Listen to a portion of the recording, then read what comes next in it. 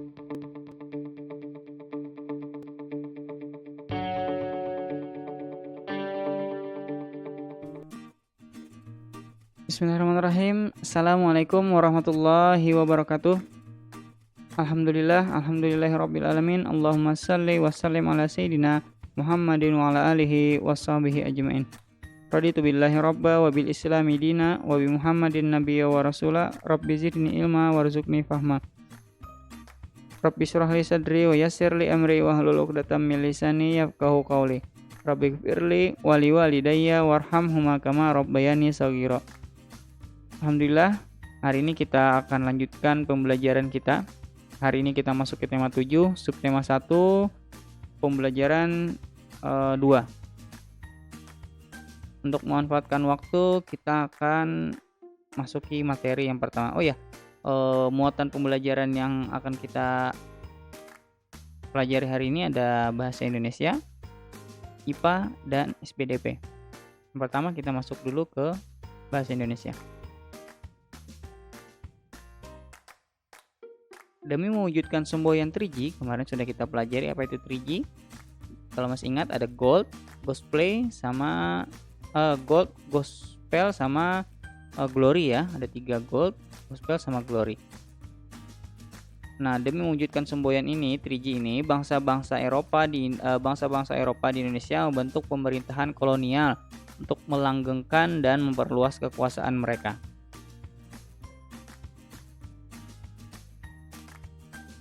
Penderitaan rakyat Indonesia pun semakin bertambah. Pemerintah kolonial melakukan penindasan dengan membuat peraturan dan program kerja yang hanya menguntungkan pihak mereka sendiri. Jadi rakyat Indonesia disuruh kerja paksa, sedangkan keuntungannya itu diambil oleh pemerintah kolonial waktu itu.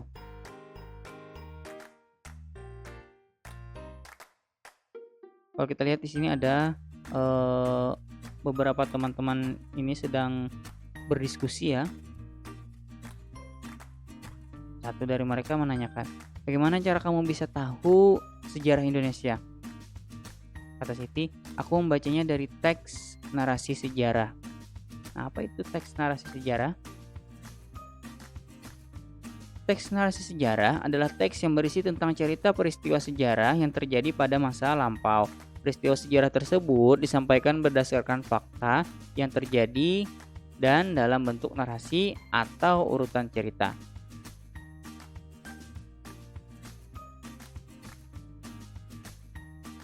Nah, untuk mendapatkan informasi pada teks narasi, kita bisa gunakan kata tanya. Nah, kata tanya ini bisa kita gunakan untuk mendapatkan informasi pada teks narasi. Apa saja kata tanya yang bisa kita gunakan? Semua kata tanya ya, ada 6. Yang pertama ada apa, ada kata tanya di mana, ada kata tanya kapan, siapa, mengapa, bagaimana. Sekarang kita akan cari tahu kata tanya apa itu untuk apa sih? Kata tanya apa itu adalah untuk menanyakan nama atau jenis peristiwa yang terjadi di dalam teks. Sedangkan di mana ini adalah kata tanya untuk menanyakan tempat ya. Di mana itu untuk menanyakan tempat. Kapan? Nah, kapan ini jelas untuk menanyakan waktu ya. Kalau kapan itu untuk menanyakan waktu. Siapa? Siapa ini untuk menanyakan tokoh atau pelaku yang terlibat dalam peristiwa yang terjadi dalam teks. Nah, mengapa? Ini untuk untuk menanyakan penyebab. Mengapa itu untuk menanyakan penyebab terjadinya peristiwa dalam teks. Dan bagaimana ini adalah untuk menanyakan cara. Bagaimana itu adalah untuk menanyakan cara atau keadaan saat terjadinya peristiwa dalam teks. Nah, untuk lebih jelasnya silahkan kalian baca dulu teks berikut.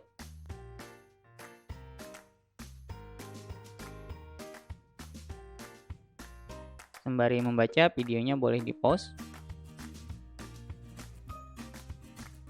Kalau sudah dibaca, kita akan gunakan kata tanya tadi untuk mencari informasi dari teks ini. Judul dari teksnya adalah awal penjajahan Belanda di Indonesia. Kita mulai dari paragraf yang pertama dulu. Di paragraf pertama ini ada bisa kita ambil kata tanya siapa karena menyebutkan nama di situ ya. Siapa tokoh yang memimpin kedatangan Belanda ke Indonesia? Nah, jawabannya adalah ya ada di teksnya ya. Kemudian ada kata tanya di mana. Ini bisa kita gunakan. Di mana tempat pertama kali kedatangan Belanda di Indonesia? Jawabannya adalah Banten. Di mana ini pasti dia menanyakan lokasi atau tempat ya. Kemudian apa tujuan? Nah, ini adalah kata tanya berikutnya yang bisa kita gunakan. Apa tujuan awal mereka datang ke Indonesia? Tujuan mereka datang pertama ke Indonesia adalah untuk membeli dan berdagang rempah-rempah. Kemudian kapan Belanda mendirikan VOC? Kalau kata tanya kapan, berarti jawabannya adalah waktu. Bisa bentuknya bisa waktunya dituliskan tahun, bisa bulan, bisa hari, jam, menit, detik. Itu adalah jawaban dari kata tanya kapan, di waktu ya. Kapan Belanda mendirikan VOC? Nah, di sini ada pada tahun 1602. Nah, kemudian kata tanya berikutnya adalah bagaimana. Nah, bagaimana sikap para pedagang Belanda terhadap rakyat? Ini mereka bersikap sewenang-wenang. Selanjutnya ada mengapa. Mengapa kegiatan jual beli rempah dengan VOC sangat merugikan rakyat? Jawabannya adalah karena harga rempah yang dijual harus sesuai dengan harga yang ditetapkan VOC. Nah, jadi kita dapat menggali informasi dari teks ini dengan menggunakan kata tanya, 6 kata tanya ini. Siapa, di mana, apa, kapan, bagaimana, dan mengapa.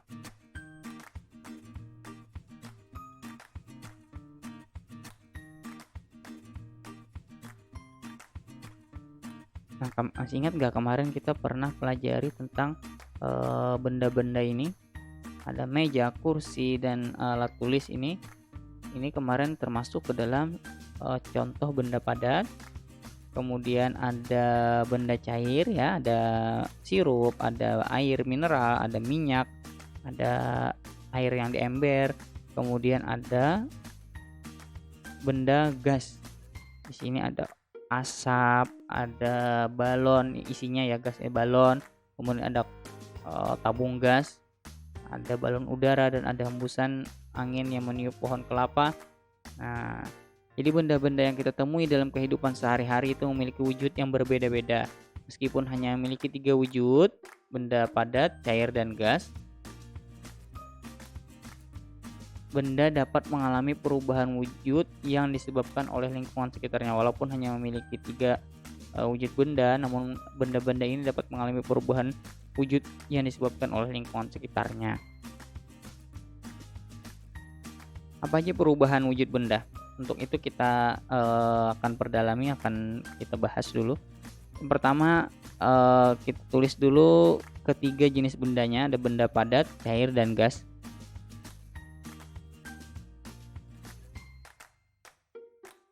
Nah, perubahan dari benda cair ke padat ini disebut dengan proses membeku. Kita ambil contoh, proses membeku ini adalah air yang kita masukkan ke dalam freezer atau kulkas ya. Nah, setelah beberapa waktu, maka air yang kita masukkan ke dalam freezer tadi akan berubah menjadi beku ya. Nah, proses perubahan ini disebut dari cair menjadi padat, ini disebut membeku. Kemudian ada perubahan wujud benda dari padat menjadi cair, ini disebut dengan mencair. Kita ambil contoh es tadi. Kita keluarkan dari freezer, kita taruh di ruang terbuka, maka dia akan berubah dari es menjadi air. Nah, dari padat menjadi cair, ini disebut dengan mencair. Kemudian ada gas menjadi padat. Ada yang tahu contohnya dari gas menjadi padat? Ini disebut dengan mengkristal ya. Nah, contoh dari proses pengkristalan ini dapat kita lihat atau kita amati ketika salju. Nah, ketika ada salju ini dia berubah dari awalnya dia uap air yang terbang di udara, kemudian dia berubah menjadi kristal, menjadi salju, itu kristal ya. Akhirnya salju berturunan. Walaupun di tempat kita tidak ada salju, namun kita bisa lihat di televisi ya. Oke, itu adalah contoh dari proses mengkristal salju contohnya. Kemudian ada ada perubahan wujud benda lain dari padat menjadi gas, ini disebut dengan menyublim. Contohnya adalah kapur barus. Kapur barus ini kalau kita taruh di ruangan atau di dalam lemari, dalam waktu berapa lama dia akan berubah ukurannya, dari yang awalnya besar dia akan mengecil bahkan sampai habis. Dan dia tidak menghilang sebenarnya, dia berubah dari benda padat menjadi gas. Jadi dia awalnya padat, kemudian dia menjadi gas. Itulah penyebabnya mengapa dia semakin mengecil. Kemudian ada proses gas menjadi cair, ini disebut dengan mengembun. Contoh pengembunan ini kalau kita lihat adalah ketika air yang kita isi es di dalam gelas ya, air dalam gelas yang kita isi es batu, maka di luar gelasnya akan menjadi basah. Nah, ini proses ini disebut dengan proses pengembunan, atau bisa kita lihat di daun pepohonan yang pada saat pagi hari. Nah, itu adalah contoh dari proses pengembunan dari gas menjadi cair. Kemudian dari cair menjadi gas ini disebut dengan menguap. Contohnya adalah ketika kita merebus air. Nah, setelah airnya mendidih, air itu akan menguap menjadi gas. Jadi ada 6 ya, ada membeku, mencair, mengkristal, menyublim, mengembun, dan menguap. Ini adalah perubahan wujud benda.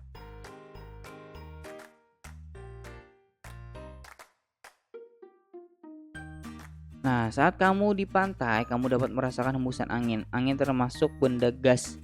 Jika angin menerpa daun-daun kelapa, maka daun tersebut tampak melambai-lambai. Itu ada contohnya ya. Angin yang menghembus ke daun kelapa, maka daunnya akan melambai-lambai. Jadi teringat dengan lagu Rayuan Pulau Kelapa. Tahukah kalian lagu Rayuan Pulau Kelapa? Nah, lagu tersebut merupakan salah satu lagu wajib. Untuk yang belum tahu lagu Rayuan Pulau Kelapa, kita dengarkan dulu deh lagunya. Lagu Rayuan Pulau Kelapa berikut.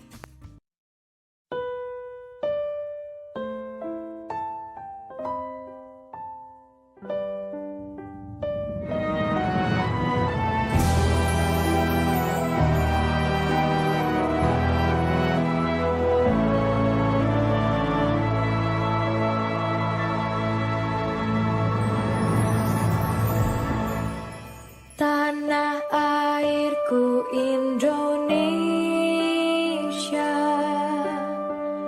negeri elok amat ku cinta. Tanah tumpah darahku yang mulia, yang ku puja sepanjang masa.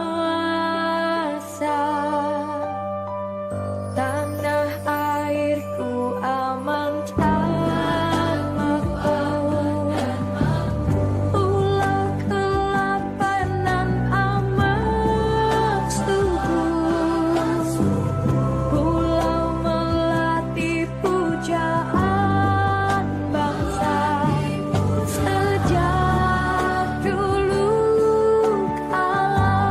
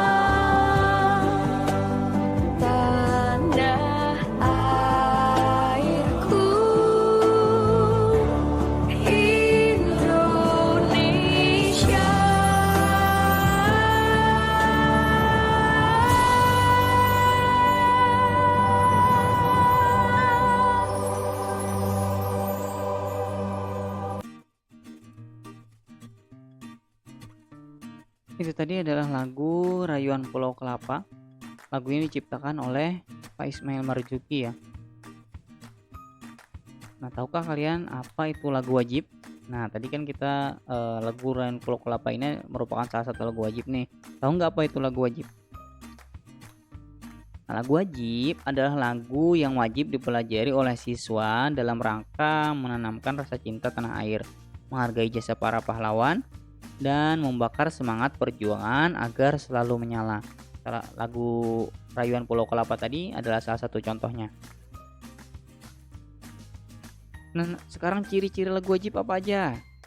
Oke, yang pertama, lirik lagu wajib bertujuan untuk menanamkan sikap cinta tanah air, kepahlawanan, nasionalisme, serta rela berkorban demi bangsa dan negara.